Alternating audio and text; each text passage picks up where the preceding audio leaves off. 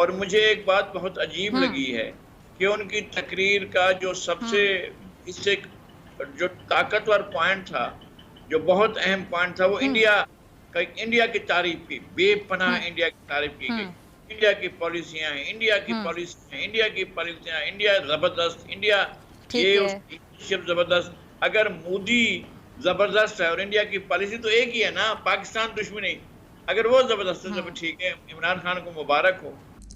कभी किसी की जुर्रत नहीं है कि वहां इस तरह की बात करें, किसी सुपर पावर की जुर्रत नहीं है कि वहां ये भी तस्वर कर दें कि जनाब वो यही कह दें कि जनाब अपने फॉरेन रिलेशन में वो कहें जो हम कह रहे हैं। अब देख रहे हैं वो रूसियों से हालांकि सारी सैंक्शंस लगी हुई हैं, वो कह रहे हैं जी हम तेल इंपोर्ट करते हैं, हमारे लोगों की बेहतरी है। जी निसार खोड़ो साहब, आज इमरान खान साहब ने कुछ बातें वही की जो पहले भी वो करते रहे, जिसको हम कहते हैं कि रेपिटेशन बहुत ज़्यादा थी, पुरानी बातें वो करते रहे, कौम से उसी तरह बातें करते रहे, इससे पहले भी करते रहे। लेकिन आज मैंने उनके मुंह से एक जेल का लफ्ज़ सुना, जेल के हवाले से उन्होंने बात की, तो इससे मुझे समझ आ रही है, बाकी आप समझाने की कोशिश कीजिएगा, आप सीनियर सियासतदान हैं, क्या उन्होंने ये बात जहन में सोच ली है कि जब ये हुकूमत आएगी वो अपोजिशन वाले आएंगे और मतलब इमरान खान साहब पे मुकदमे बनाए जाएंगे, इमरान खान साहब को जेल नज़र आ रहा है, उन्होंने जेल का जिक्र क्यों किया आज? अब 2 दिन के लिए जेल गया तो उसका जिक्र कर रहा है, लोगों ने तो सालों जेल काटी है फिर भी जिक्र नहीं पहले कभी किया ही नहीं ना खोड़ो साहब, आज जेल का जिक्र कर दिया, क्या समझ आता है? देखे बात मैं नहीं समझता इमरान खान साहब को जेल का इतना दुख है या जेल की इतनी याद सता रही है। उसको याद भी नहीं सता रही ना, उसको शौक है जाने का।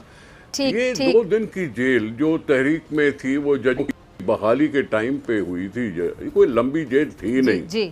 उसका जिक्र करके खामखा वो उंगली कटा के शहीदों की लिस्ट में आने की कोशिश कर रहा था। ये गलत बात है, ये गलत बात है। उसको कोई इतना कोई बात नहीं थी। मैं उसको इस तरह से तवज्जो नहीं देता कि जेल याद करवाए और हमें जगा रहा है कि जी मुझे मत भेजना, मुझे जेल मत भेजना। ये देखा जाएगा। मैं नहीं समझता कि हम खामखा कोई इंतकामी कार्रवाई करते हैं जिस तरह से इसने इंतकामी कार्रवाइयाँ की। ज़रूरी नहीं है कि हमने कहा, हम पीपल्स पार्टी के उस 5 साल दौर में हम यकीनी तौर पर कह सकते थे कि हमारे यहाँ पर कोई सियासी कारकुन सियासी कैदी नहीं था। तो ज़रूरी नहीं है कि हम इस तरह की बातें करें। हाँ, जो जुर्म करता है उसके ऊपर तो हाथ पड़ता ही है। ठीक है। अच्छा ब्रिगेडियर साहब, मैं आपकी तरफ आना चाहूँगी। आपने लगारी साहब, कोड़ो साहब दोनों को सुना, ठीक है। ब्रिगेड साहब, आप कैसे देख रहे हैं इमरान खान साहब ने जो कौम से खिताब किया, आपको उनकी बॉडी लैंग्वेज, जो उनके चेहरे के तासुरात थे, एक्सप्रेशन थे, वही कॉन्फिडेंस नज़र आ रहा है? फिर उन्होंने कौम से कहा, नौजवानों से कहा कि आपका एक किरदार है, मतलब सड़कों पर आएंगे, क्या करेंगे, हलकों में भी जाने का सुनने में कह रहे हैं तमाम अपने लोगों को, तो क्या किया जाएगा? कौम से क्या एक्सपेक्ट कर रहे हैं, वो आपको क्या नज़र आ रहा है? डॉक्टर फिजा, देखें उनकी जो पिछले 2-3 दिन पहले स्पीच थी और आज की में इतना फ़र्क तो ज़्यादा नहीं है। बात रेपुटेशन की थी और वो लेटर का जिक्र किया गया बहुत ज़्यादा। वो अपने अवाम को ये बताना चाह रहे थे कि एक सिलेक्टेड गवर्नमेंट और एक इम्पोर्टेड गवर्नमेंट में क्या फ़र्क है, वो अगर आते हैं तो आप लोगों ने क्या करना है, हमने इसको एक्सेप्ट नहीं करना। उन्होंने संडे को कॉल भी दिए कि सब निकलें और जाके बताएं। तो बेसिकली वो he wanted to put pressure, और उस नैरेटिव को जो उन्होंने एक बिल्ड किया हुआ है उसको वो और ऊंचाई पे ले जाना चाह रहे हैं।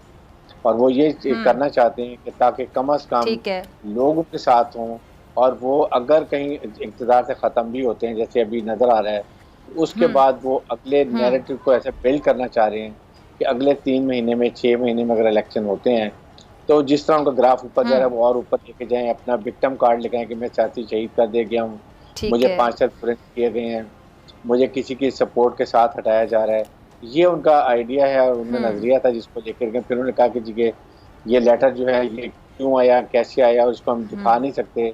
तो एक कोड होता है वो जो है वो फिर एक क्लोज हो जाता है, वो नहीं हम करना चाहते। लेकिन उसके बाकी जो उसके दर्जा आते हैं वो ज़रूर बताएंगे। मेरे ख्याल में वो असम्बली में भी इसका ज़रूर जिक्र करेंगे। जब एक दफ़ा वोट ऑफ कॉन्फिडेंस स्टार्ट होता है तो लोग तकरीर करेंगे, फिर कहीं ना कहीं इस लेटर का भी जिक्र आएगा, तो शायद वहाँ पर इन कैमरा में दिखाया जाए। वो एक बिल्ड कर रहे हैं कि अगर किसी वजह से ये प्रॉब्लम होती है तो फिर कौन साथ उनके खड़ी होनी चाहिए एहतजाज के लिए। मुझे बहुत अफसोस है कि किसकी बात कहाँ से और कहाँ से कहाँ तक ले जाई जा रही है।